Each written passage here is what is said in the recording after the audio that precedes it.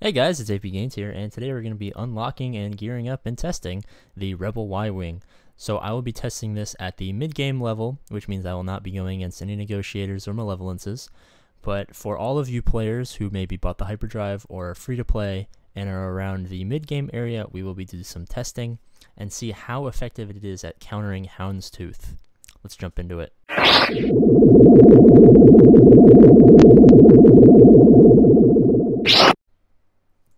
Alright, so we're going to quickly activate it.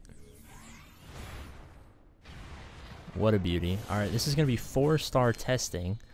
Plus 7 GP, that's pretty cute.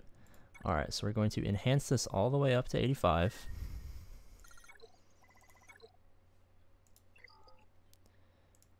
Alright. We're going to see what upgrades we can get.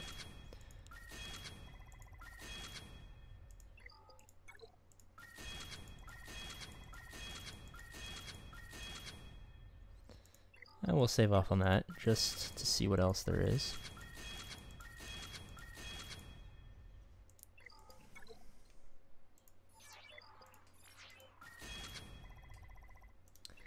Alright, so we've leveled it up, and now I'm going to do a quick kit review. Alright, so the first ability is going to be the Ion Cannons. Deal physical damage to target enemy. The Rebel Y-Wing gains taunt until the end of its next turn if it didn't have it already. So nice taunt, should be pretty useful if you use it as an offensive anti-Houndstooth team and save your own Houndstooth for defense, but that leaves you susceptible to be countered by their Y-Wing if they happen to have one. Second one, Ion Torpedoes. We got Inflict Shield Disruption. This is the big one. This is what prevents protection. This is how you're going to take down Houndstooth. For 2 turns on target enemy, then deal physical damage to them. The Y-Wing gains taunt for 2 turns. Again, another way to throw up a taunt. Now we have our shield generator. Rebel allies recover 20% protection whenever a rebel ally critically hits an enemy. So if you have the Millennium Falcon, so you'll be doing some assisting. So there'll be lots of critical chances. So there'll be good banner recovery.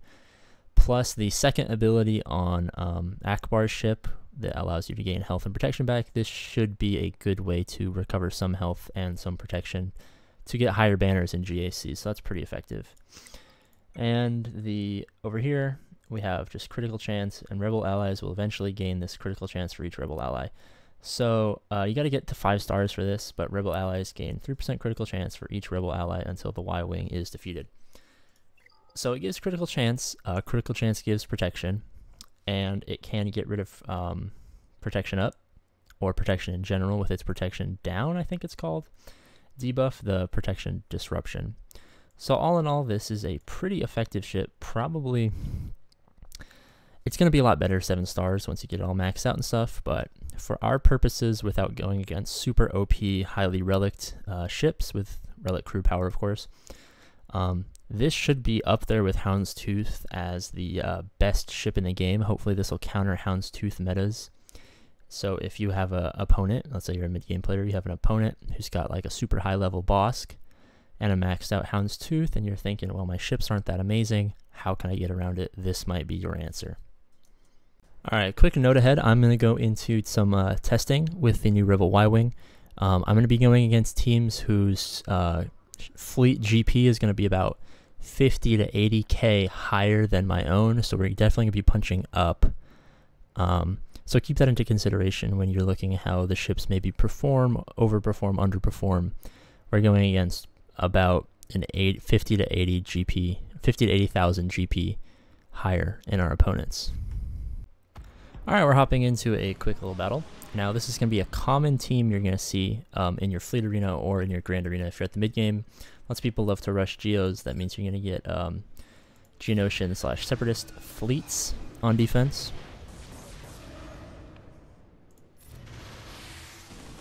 So we'll see how this counters. Let's get some nice hits over on a Sunfac. Damage is, since it's low, damage is not going to be amazing. So let's see, this does taunt. We might not want taunt. And this prevents protection. So we can't really do that, so we'll get a nice hit over here. So you can see at this level it doesn't do amazing damage. It crits for 7,000. Alright, Houndstooth. Glad I saved that ability. Alright. Let's actually... I would call in a ship, but I want to just test this out a little bit. Normally I would go against Houndstooth, but if I can get this guy to take his turn... I'll just get rid of this.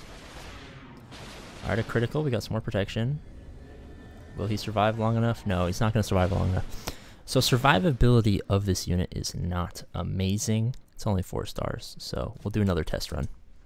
Alright, so for the next test, we're going to bring in a full Rebel fleet. Now, my Rebel fleet is not super optimized, but what I want is to go against a Houndstooth right off the bat. So as you see, critical a hit before any damage is taken does not give you protection up. And I just got deleted. Alright. Let's see if we can't get this protection down. Okay, so this is mostly just to test out its viability against the Houndstooth right off the bat. So once protection down gets dispelled, all the protection comes back. Okay, so as you can see at 4 stars, its survivability is less than perfect. So as you can see, its survivability is not amazing at 4 stars. I'm assuming at 5, 6, and 7 stars, it would be much better. So I'd say if you don't already have a good Rebel 7-star fleet, good crew power, maxed out abilities, it might not be amazing as a pure Rebel fleet. But if you have like Houndstooth and Ahsoka or Anakin, for example, and you throw it in as maybe the first reinforcement, I think it's going to be most effective in that first reinforcement slot. Alright, so just to wrap everything up, I'd say my final thoughts are at 4 stars, if you're going against a fleet arena team that is far superior to your own, it could be a little bit challenging to use a 4-star Rebel Y-Wing without already having good ships, maybe at that reinforcement slot, but definitely not in the starting lineup. And a GAC viability, I'm going to test that in the next week when I obviously have my Rebel Y-Wing unlocked. And I'll do like a little update video probably then, letting you know how it competes in GAC at the mid-game level. I think at Division 6, like 1.6 to 1.9 million GP. But I'd say overall it's not super amazing as all these other YouTubers are hyping it up just at 4 stars. Maybe there's going to be better team compositions in the future, but for now I'd say it's just an average ship.